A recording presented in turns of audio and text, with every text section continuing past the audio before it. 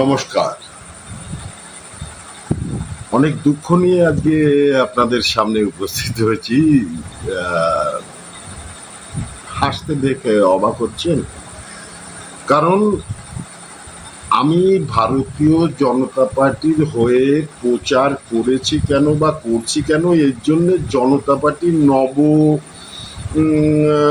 যেসব সদস্যরা, তারা সদস্য কেউই নন, মানে স্বঘোষিত জনতা পার্টির সদস্য, তারা প্রশ্ন করছে আমায়, বুড়ো বয়সে রাজনীতি করতে চাইছো, কারোর সাথে যোগাযোগ আছে, কি আছে? আমি বলতে চাই, আমি আজ অব্দি কোনো রাজনৈতিক নেতার পিছু লাগু হয়নি, কোনো দলেরই কোনো রাজনৈতিক নেতার, এবং মিটিং মিছিল থেকে দূরে থাকি, কারণ আমি শারীরিকভাবে অতটা সুস্থ নই। তাই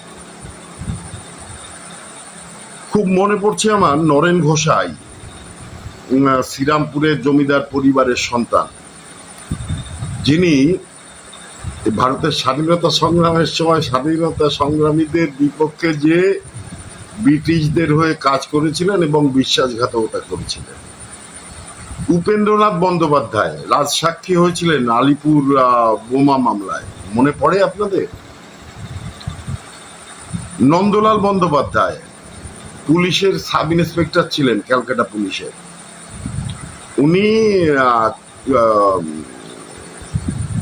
কিংসফোর্ড মামলায় প্রফুল্ল চাকিকে শনাক্ত করেছিলেন যে এই প্রফুল্ল চাকি ছদ্মবেশে ছিলেন, তাকে শনাক্ত করে দিয়েছিলেন যে এই প্রফুল্ল চাকি। এরা কিন্তু প্রত্যেকে বাঙালি ছিল, এটা মাথায় রাখবেন। ত্রিগুণাচরণ ঘোষ, ইনি প্রফুল্ল চাকিকে ভুল বুঝিয়ে তাকে সহযোগিতার নাম করে মোকামাঘাট স্টেশনে এনে ব্রিটিশ পুলিশকে ধরিয়ে দিচ্ছিলেন। এরাও বাঙালি ছিলেন। বিপ্লবীরাও যেমন বাঙালি ছিল, এই বিশ্বাসঘাতক এরাও বাঙালি ছিল। কথাগুলো বলছি এই কারণে, কারণ আজকে এই বেনজলের ভিতরে এইসব বাঙালিরাও আছে, এই ধরনের বাঙালিরাও আছে, যারা আজকে বলছে আমরা গেরুয়া রং পরে আমরা ভারতীয় জনতা পার্টির কর্মী। এরা ভোটের আগে কোথায় ছিল? আজকে এরা গেরুয়া রং মেখে নবনির্বাচিত নেতৃবর্গের সাথে ছবি তুলে বড় বড় করে ফেসবুকে পোস্ট করছে, বিশাল কিছু। আমরা এদের অবদান কতটুকু আমায় প্রশ্ন করছে। আমি ভারতীয় জনতা পার্টির হয়ে প্রচার করেছি কেন বা করছি কেন? একলব্য কি দ্রোণাচার্যকে জবাব দিছিল যে কেন সে তাকে আরাধ্য করে সে তীরন্দাজি চর্চা করছে? দেয়নি, কখনো কেউ দেয় না। আমিও বাধ্য নই কাউকে কৈফিয়ত দিতে আমি কেন ভারতীয় জনতা পার্টি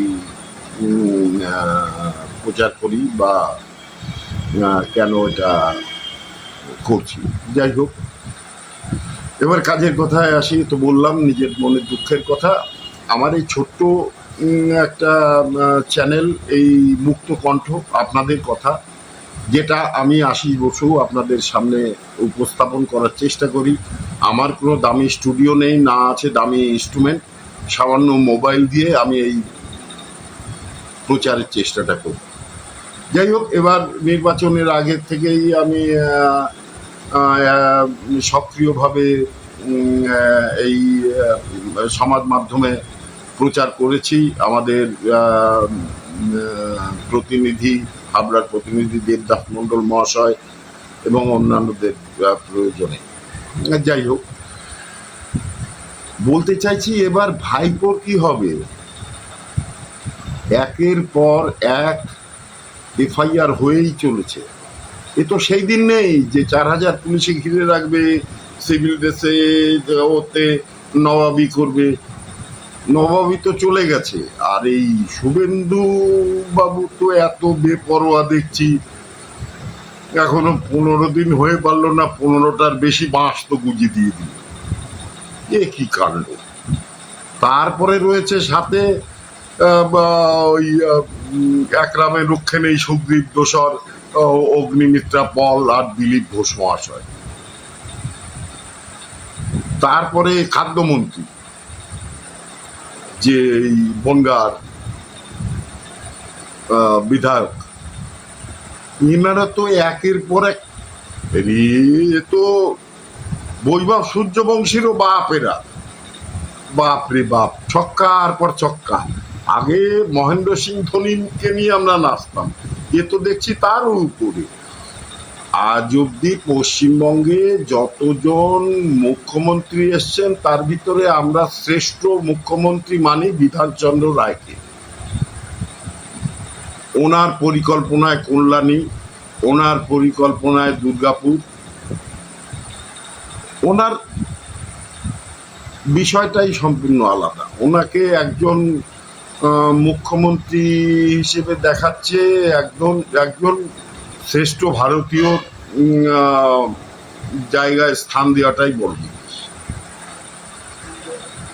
এই যে আমাদের মুসলিম ভাইয়েরা যে এই তপসিয়া, তারপরে পাক সার্কাস, 5 পয়েন্টে যেসব ঝামেলাগুলো করছেন, কাদের উস্কানিতে? যারা উস্কানি দিচ্ছে তারা তো কাছে ঘেরা ঘরে বসে এদের উস্কে দিয়ে সাপ। আর ওই প্লাস্টিকের ওই যে 4 ফুটি লাঠি, এর বাড়ি পড়লে দীর্ঘদিন মনে থাকবে। আর আমাদের নবনির্বাচিত মুখ্যমন্ত্রী যেটা বলেছেন যে পুলিশকে ফ্রি হ্যান্ড, এবং এইটাই যেন শেষ এই ধরনের কার্যকলাপ হয়। এর পরে হলে উনি হবেন সবচেয়ে খতরনাক পুলিশ মন্ত্রী। প্রয়োজন ছিল এই ধরনের মুখ্যমন্ত্রীর, প্রয়োজন ছিল। ওই স্বজন পোষক পরিবারের ধান্দাবাজ, ওই ধরনের একজন মিথ্যাবাদী জালিয়াত মুখ্যমন্ত্রী আমাদের এই পশ্চিমবঙ্গকে গত 15 বছরে শ্মশানে পরিণত করেছে। তার থেকে জনগণ আমরা মুক্তি পেয়েছি, আমরা বুঝতে পেরেছিলাম, না হলে আমরা একটা অন্য ছিট রাষ্ট্রে পরিণত হতাম। আর যেখানে এই পিসি ভাইপোর অত্যাচারে আমরা সবাই তিলে তিলে মৃত্যুবরণ করতাম। দেখছেন তো কি হারে ধরা পড়ছে। এ তো আপনার আমার যেটুকু মাথায় ছাদ আছে সেটাও ছেড়ে দিতে হবে জেল বানানোর জন্য, না হলে এত চোরকে রাখবে কোথায়?